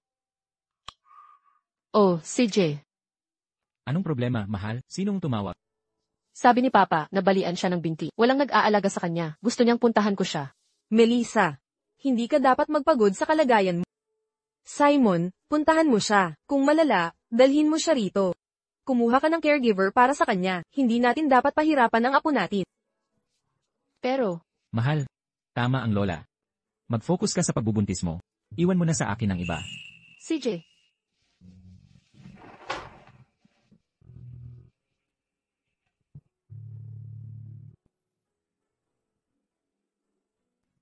Kumain ka ng lugaw.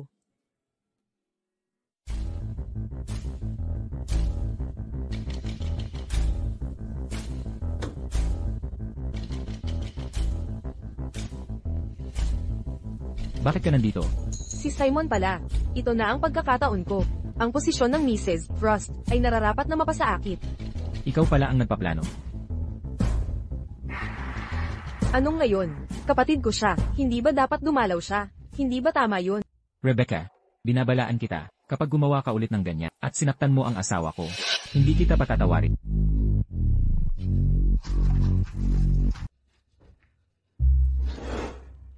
Anong ginagawa mo? Simon, hindi mo pa rin alam, ano? Si Nathan ay orihinal na, isinayos ni Dad para ipakasal kay ate. Pero nang magustuhan niya ako, napilitang umatras si Melissa, at pumayag na lang sa'yo. Akala mo ba yung mga murang na yan, ay masisira ang kasal namin? May sasabihin ako sa'yo. Kahit totoo yan, ano naman, kahit sino pa ang nakaraan ni Melissa, ako pa rin ang pipiliin niya sa huli. Ako lang ang pwede. Obsessed ka kay Melissa. Alam mo ba, na ako dapat ang mapang-asawa mo, kung hindi ka lang niya inagaw. Ang posisyon ni Mrs. Frost ay sa akin dapat ngayon. Itigil mo na ang mga plano mo. Ang mga gold digger na katulad mo ay napakarami. Kahit wala si Melissa, hindi kita papansinin. Bakit? Anong lamang niya sa akin? At isa pa, lumayo ka sa asawa ko. O kung hindi, hindi kita tatantanan.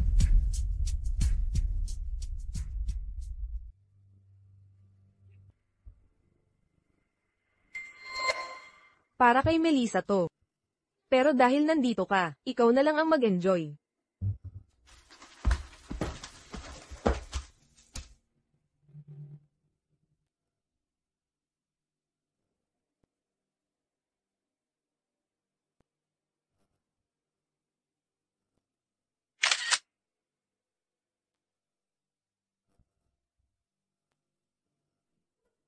Melissa, akala mo ba pag nagbuntis ka, ay masisiguro mo ang posisyon mo? Lahat ng dapat sa akin, ay babawiin ko. mahal. Paano niya nagawang makasama si Rebecca? Kumusta ka? Mahal kong kapatid. Nagustuhan mo ba ang mga litratong pinadala ko? Rebecca, bakit ka nasa bahay? Nasaan ang asawa ko? Ipasa mo siya sa telepon. Mahal, kay Sweet. Sayang. Malapit na siyang maging asawa ko. Ano ba talaga ang gusto mo? Babawiin ko ang nararapat sa akin. Ikaw dapat ang ikakasal kay Nathan. Dapat ako ang asawa ng CEO ng Vital Vista Group. Ang posisyon na yun ay dapat sa akin. Ninakaw mo ang buhay ko. Hindi kita sasayangan ng oras. Pakausapin mo ako sa asawa ko. Akala mo dahil Mrs. Frost ka na, may karapatan ka ng apihin ako para magmalaki. Plano kong dayin ka para pumunta rito. Pero dumating si Simon, kapag natulog na kami. Tuluyan ka na niyang itatakwit, kasuklaman ka niya magpakailanman. Huwag kang managinip. Hindi ka hahawakan ng asawa ko. Ang walang muang mo. Pare-pareho lang ang mga lalaki, kapag naghubad at umakyat ang init. Wala ng moral at desente. Melissa, hintayin mo lang na palayasin ka sa kat. Hello? Rebecca.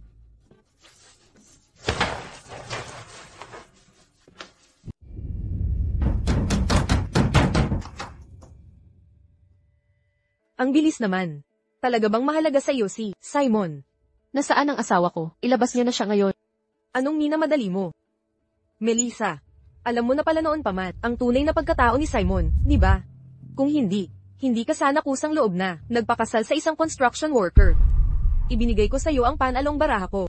At ngayon nagbubunyi ka sa loob. Maniwala ka man o hindi, wala akong alam tungkol dito.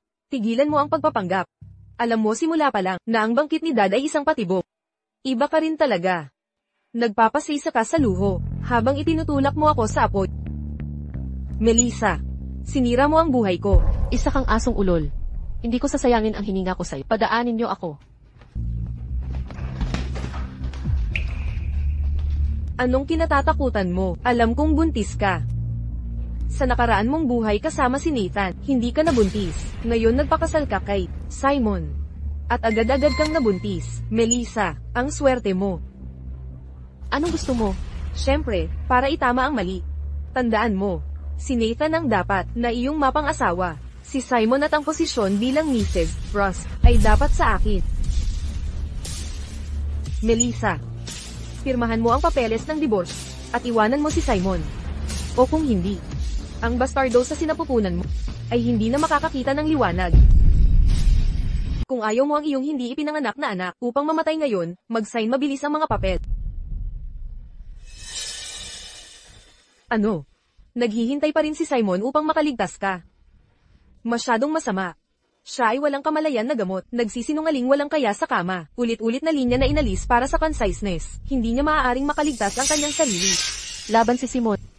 At para sa mga lumang panahon, ipaayan ko ang mga agad. Tumigil sa araw.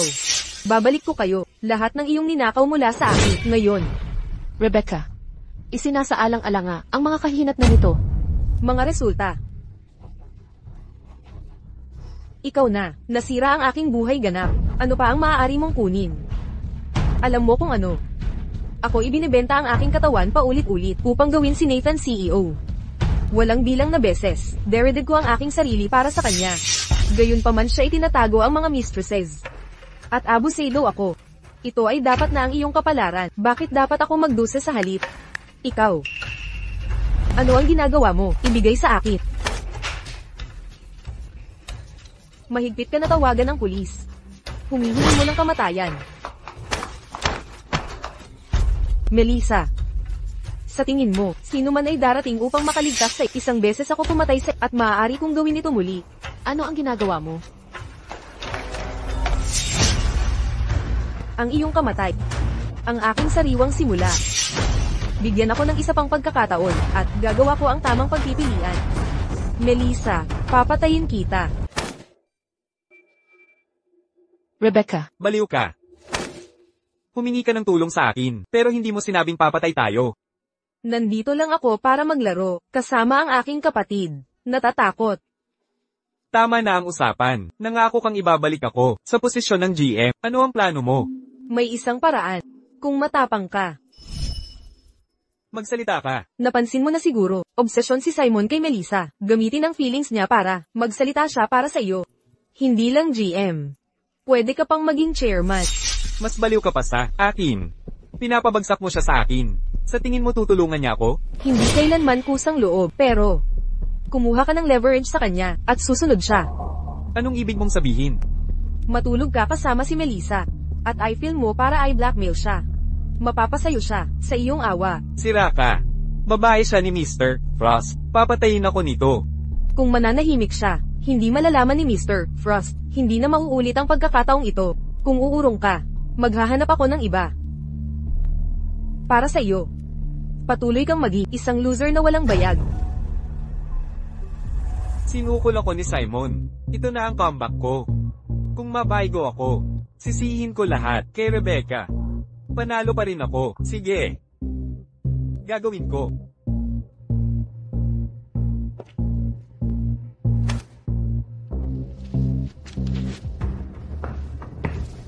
Melissa.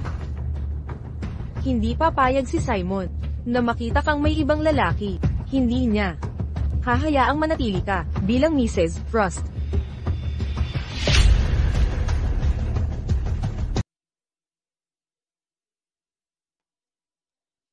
Nathan. Bakit ikaw ang nandito? Nasaan si Rebecca? Huwag mong banggitin ang babaeng yan. Kung hindi dahil sa kanya, paano ako mapupunta sa ganitong kaawa-awang sitwasyon? Nabulag yata ako. Para piliin siya bilang asawa ko. Ang problema ninyo sa kasal ay hindi ako interesado. Kailangan kong hanapin ang asawa. Tumigil ka dyan. Hindi pa ako tapos magsalita. Melissa. Ang blind date na yon ay para sana sa'yo, kung hindi nakialam si Rebecca. Ikaw sana ang asawa ko. Nathan, anong ginagawa mo? Anong sa tingin mo? Sinira ako ng asawa mo at iniwan akong ganito. Bilang asawa niya. May utang kang bayad sa akin. Akala mo makakatakas ka? Nathan, sinuhulan ka ba ni Rebecca? Anong inalok niya sa iyo? Dodoblehin ko. Huwag kang magsinungaling. Kung pakakawalan kita ngayon, babuhusan ako ng asido ng asawa mo. Pero kung matutulog ako sa'yo, at gamitin ito bilang leverage, ibibigay mo sa akin ang lahat. Ah, bitawan mo ako.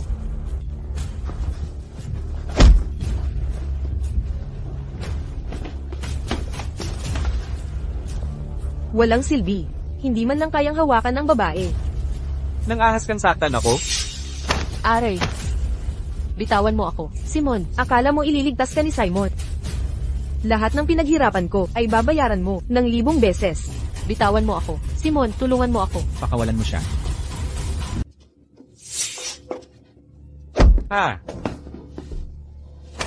Ang aga mo namang nagising. Simon, okay ka lang ba? Sinaktan ka ba nila? Pasensya na, Melissa. Nabigo akong protektahan ka. Salamat at ligtas ka. Melissa, pakawalan mo siya. Asawa ko si Simon. Lahat ng tinatamasa mo ngayon ay nararapat na sa akin. Ang kapal ng mukha mo, Rebecca. Hinahamon mo ako? Nangako kang gagawin ako, General Manager. Lumabas na. Inaagaw mo ang lalaki ni Melissa. Naniwala ka agad. Naniwala ka sa bawat salita ko. Sa talino mong yan, gusto mong maging GM. Sa panaginip mo. Hayop ka. Paano mo ako nagawang lokohin? Tama na. Kayong dalawa ay hindi makakatakas ng hustisya. Mr. Frost, niloko ako. Narinig mo yun. Ginagamit ako ng babaeng to. Ang yabang mo ngayon. Si Nathan ay nagpaplano na palitan ka bilang GM ng grupo, at si Melissa nagpapanggap na inosente pero sumisira ng tahanan. Ako ang tunay na nagmamahal sa'yo. Paano mo ako nagawang saktan? Dahil ako ang kapatid na laging pinapabora. Palagi akong nagpaparaya sa iyo simula bata pa. Noong bata pa tayo, gusto ni Dad na ipadala ang isa sa atin sa probinsya. Nagboluntaryo ako para hindi ka mahirapan. Nag-alala ako na magdurusa ka, kaya ako na lang ang pumunta. Pero anong ginawa mo? Paano mo ako tinrato, kapatid? Oo, ano ngayon? Sa tingin mo ba gaganda ang buhay mo sa mga walang kwentang plano na yan? Dudurugin kita sa ilalim ng aking sakong walang awa. Rebecca, paulit-ulit mo akong pinupukaw. Pinalampas ko ito, pero ngayon, naglakas loob kang ikulong ang asawa ko. Hindi ko ito palalampasin. Paumanin po, Mrs. Frost. Nabigo ako sa aking tungkulin. Dalhin niyo ang dalawang ito sa istasyon ng pulis. Opo, Mrs. Frost. Mr. Frost, niloko niya ako. Inosente ako, Mr. Frost. Maawa ka, Mr. Frost, pakiusap. Ayokong makulong. Melissa, ikaw na masama at walang pusong bruha. Samping kang mamatay sa isang kakilakilabot na kamatayan. Pakawalan niyo ako.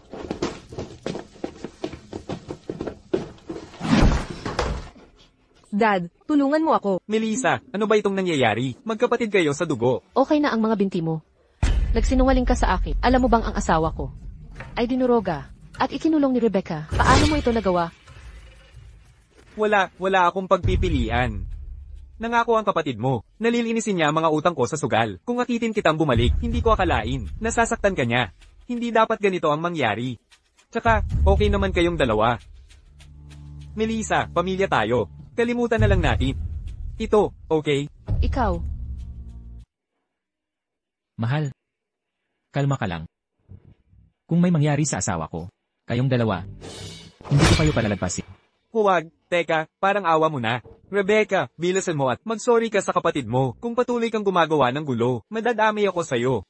Ang kapal ng mukha mo para sabihin yan, kung hindi ka nakipagsabuatan kay Nathan. Sana hindi ko hinayaan na, ang posisyon ng asawa ng CEO ay mapunta kay Melissa. Ako ang sinisisi mo? Noon, si Nathan ang blind date ng kapatid mo. Ipinilit mong agawin at pakasalan siya. Kung alam ko lang na magiging ganyan ka, dapat ipinadala na kita sa probinsya noon. Tama na. Kayong mag-ama ay parehong sakim at ganit. Melissa, Papayuhan ko si Simon na palayasin kayo sa Melton City. Ayoko nang makita pa kayo, ang masasama ay may katapusan din. Makukuha niyo ang nararapat sa Umalis ka dyan. teka, Melissa, ako ang tunay mong ama. Melissa, hindi mo ako pwedeng palayasin. Melissa, Melissa, maghanda ka. Hindi ako papayag dito.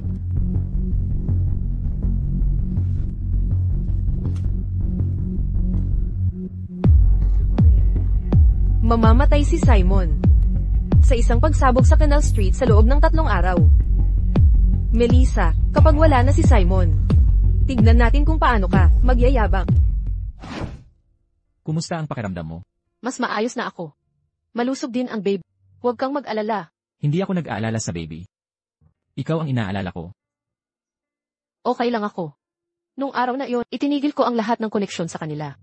Kung may mangyari ulit na ganito, hindi ako magpapapigil para sa pamilya. Baguhin na natin ang usapan. Mahal, gusto kong magkaroon ng kasal natin sa susunod na linggo. Kasal natin. Ang bilis naman. Masyadong mabilis? Matagal na tayong kasal.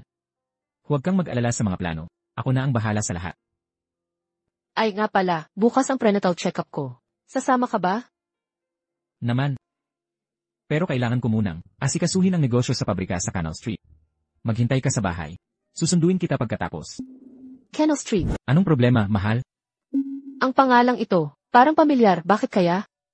Mahal, Oh, wala naman. Pero kapag naririnig ko iyon, nakakaramdam ako ng kaba.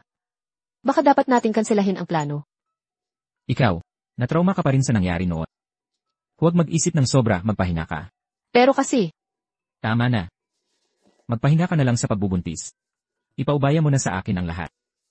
Hindi ko hahayaan na may manakit sa'yo ulit.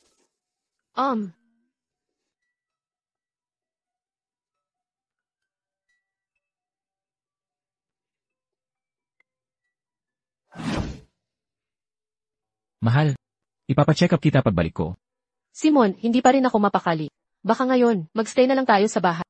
Love, ang kontrata sa pabrika sa Canal Street ay importante sa karera ko. Maghintay ka na lang sa bahay. Babalik ako pagkatapos ng meeting. Lanan,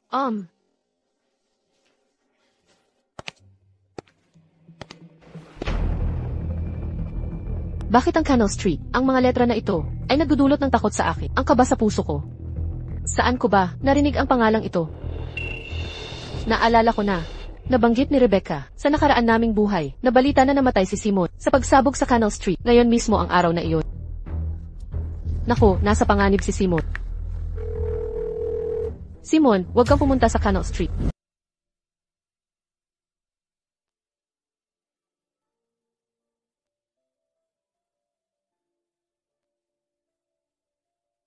Medyo matindi ang trapiko. Huwag kang mag-alala, Mr. Frost. Hindi namin papalampasin ang pagpirma.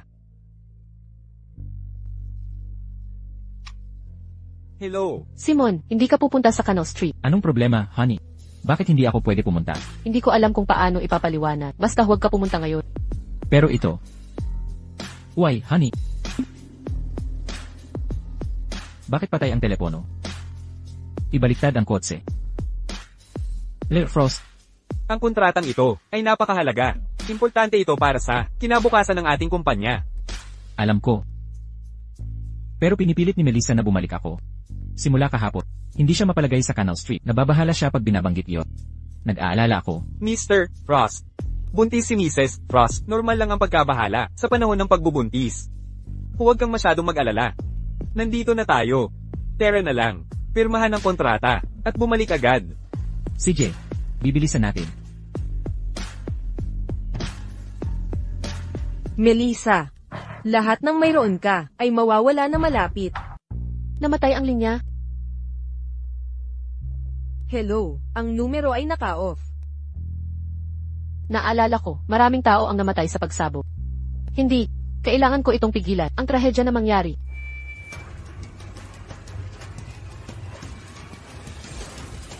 Huwag mo iyang buksan. Maraming salamat po. Kung hindi dahil sa'yo, nagdulot sana siya ng sakuna ngayon. Okay lang. Simula ngayon, huwag mag-operate ng gas. Malapit sa alikabok na madaling masunog. Pwede itong magdulot ng pagsabog. Sobrang delikado. Iya ko alternasyon. Natuto na ako sa aking leksyon. Sa buhay na ito, nailigtas ko ang lahat. Paano ito nangyari? Hindi sumabog ang panaderia. Buhay pa si Simon. Noong nakaraan, palaging nangyayari ito. Bakit hindi ngayon? Melissa, akala mo ba mababago mo ang kapalaran? Sisiguraduhin kung hindi ka magtatagal. Kung hindi siya papatayin ng langit, ako mismo ang gagawa.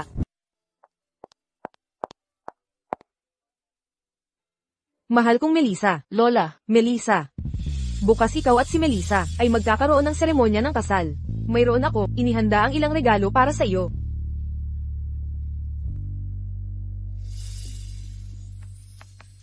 Lola, ito ay labis na maluho. Masyadong malaki. Kung hindi tayo nagmamadali, iisipin kong ito ay napakasimple. Sisihin mo ang pilyong iyon. Sa pagmamadali ng mga bagay-bagay, at hindi ako binigyan ng oras para maghanda, Lola.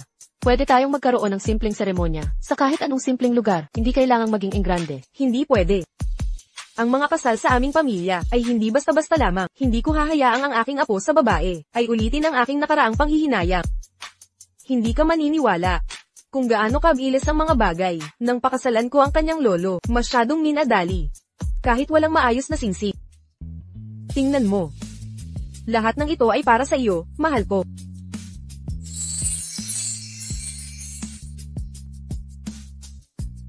Ang singsing na brilyante na ito ay... Narito ang isang Burgundy Original Cut na singsing.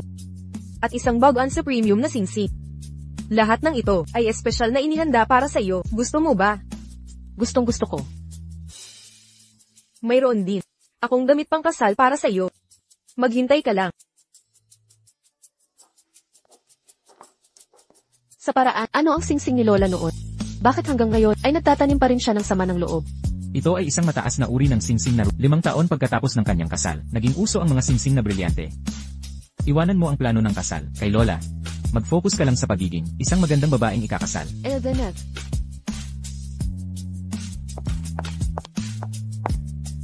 Halika, Melissa, subukan mo ito.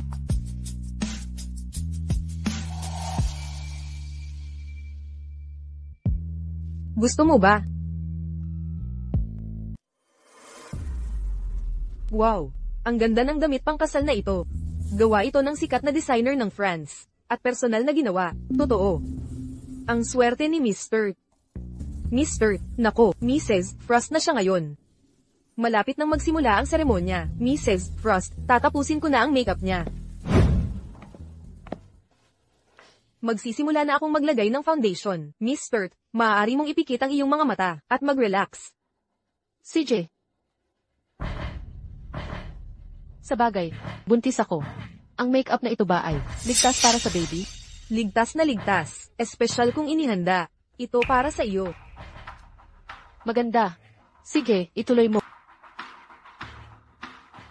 Sa totoo lang, hindi ko maintindihan kung paano ang isang ordinaryong tao ay makapag-asawa sa elite family katulad ng mga Frost. Dahil lang ba sa maganda mong mukha? Ang tono niya ay parang kakaiba at pamilyar. Nagbibiro lang, huwag kang magalit. Gaano pa katagal? Kumikirot na ang mukha ko. Kahit premium na makeup ay hindi, siguradong walang iritasyon. Tiyagin mo pa ng kaunti, tiyagin mo lang.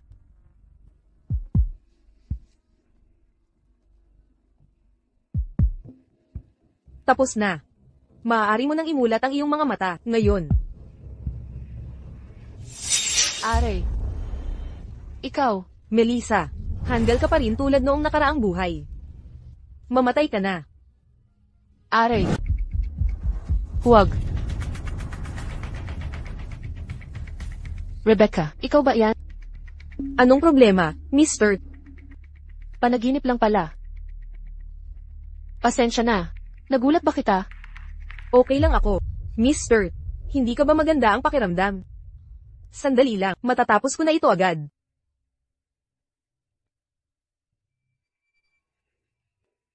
Mister, ang ganda mo. Why, Simon? Honey, handa ka na ba? Darating na ako dyan. Mister, gutom ka ba? Gusto mo ng cake? Hindi, salamat. Nasusuka ako sa matatamis. Asim lang ang kaya ko. Asim, Preskong aprikot, binibenta. itigil ang sasakyan. Preskong aprikot, binibenta. Anong ginagawa mo, honey? Malalaman mo rin. Boss, bibili ako ng aprikot. Parating na.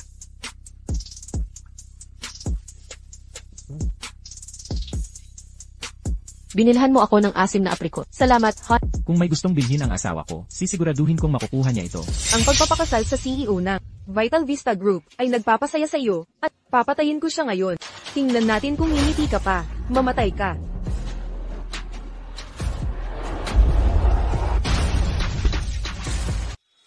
Simon, Mr. Frost. Mr. Frost, gising. Mr. Frost. honey. Anong nangyayari sa'yo?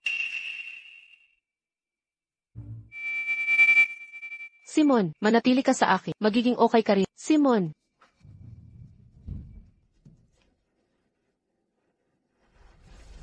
Ang dami kong binago, pero hindi ko pa rin siya nailigtas. Simon. Nakatakda ring iwanan ako. Doktor, kumusta ang asawa ko? Mr. Frost siya.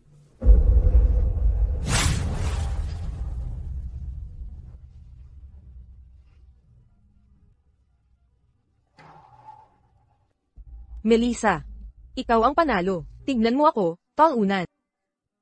Siguro nagmamayabang ka na. Rebecca. Hindi ko ginusto na makipagkompetensya sa'yo. Walang panalo o talo. Siyempre hindi mo kailangan, ikukumpara sa akin. Lahat ng tinatamasa mo ngayon, ay ninakaw sa akin. Ang laki ng singsing na brilyante. Hindi ko pa nakita ito. Ito ba ang ganda ng pagiging Mrs. Frost? Sayang. Patay na ang asawa mo. Ang anak mo sa sinapupunan ay lalaking walang ama. Ngayon, miserable ka na rin.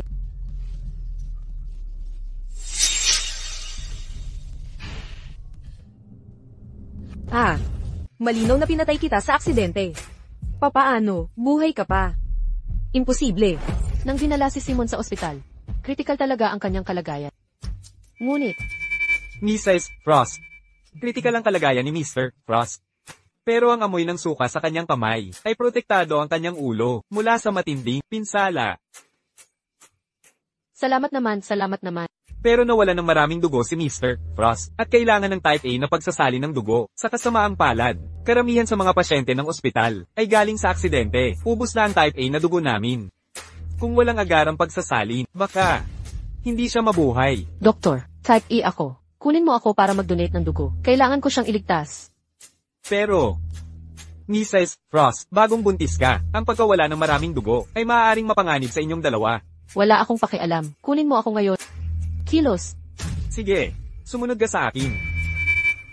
Nagplano ako ng husto. Para lang matapos, sa pagkakulong sa sarili ko. Habang kayong dalawang lovebirds ay malaya.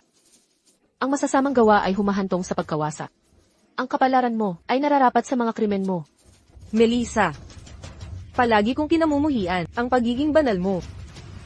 Akala mo ba ang pagpalit sa akin, sa impyernong rural na iyon, ay dapat kong ipagpasalamat? May ideya ka ba kung anong hirap ang tumira sa sugarol na iyon?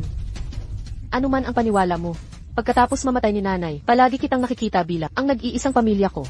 Pero binayaran mo ako ng pagtataksil, paulit-ulit. Hindi na kita mapapatawad. Ito na ang huling pagkikita natin. Simula ngayon, mag-focus ka sa pagbabago dito. Melissa, walang pinsala ang asawa mo. Bakit mo ako ikukulong? Bakit mo ako ikukulong? Ang sama mo. Ang pagbisita ko sa iyo ngayon ay isang pagkakamali. Ikaw na lang mag-isa ngayon. Bumalik ka dito. Hindi mo ako maalis. Multuhin kita habang buhay. Kakapit ako sa iyo magpakailanman. Bumalik ka dito. Apo ko, mahal na mahal kita. Ang cute-cute. Anak, makinig ka. Ang agimat na ito ay poprotekta sa...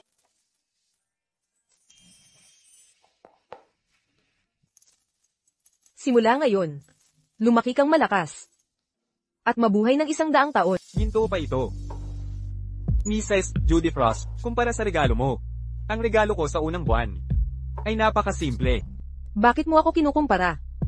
Ako ang kanyang lola sa tuhod. Higit pa doon, kung hindi dahil sa inyo, Mr. at Mrs. Frost. Ang batang ito ay hindi sana ipinanganak. Oo nga pala, ngayong mayroon na tayong baby, Simon. Ang kasal mo kay Melissa ay dapat nang ayusin agad. Napag-usapan na namin. Gusto niya ng pribadong seremonya. Hindi pwede. Noong nakaraan, ang aming kasal ay nasira. Ngayon, magkakaroon tayo ng engranding kasal. Para itaboy ang malas. Tayo ay pupunta sa ibang bansa. Mababaw na buhangin. Dekorasayo ng lobo. Lahat ng bag. Beach. Mga lobo. Mrs. Judy Frost, bakit hindi natin ganapin ang kasal sa isang cruise ship? Buong serbisyo sa pagkain, kasama na lahat. Imbitahan pa ang mas maraming bisita. Lahat ng empleyado ng Vital Vista ay imbitado. Para magdiwang ng sama-sama. Anong ginagawa mo? Ito ba ang kasal ko o isang company retreat? Teka, Mr. Frost, hindi yun ang ibig kong sabihin. Hello. Mr. Ako ang gwardiya ng kapatid mong si Rebecca, sa pasilidad ng kulungan. Nagpakamatay siya kagabi. Ang huling mga salita niya ay, pagkatapos ng kamatayan, magsimula muli, kahit ano pa, pumunta ka, para ayusin ang mga arrangement. Mrs. Judy Frost, gawin nating masigla ang kasal. Paano kung dagdagan natin ang isang raffle segment? Gusto mo lang magkaroon ng team building? Hindi na kailangan. Hindi na magkaugnay sa anumang paraan. Kayo na ang bahala. Ibigay mo sa akin ang notebook na yan. Hindi, kailangan ng pahintulot ni Mrs. Judy Frost. Ibigay mo na. Hindi, Babawasan ko ang sweldo mo. hindi pa rin. Sila ang pamilya, nakarapat dapat kong pag-alayan ng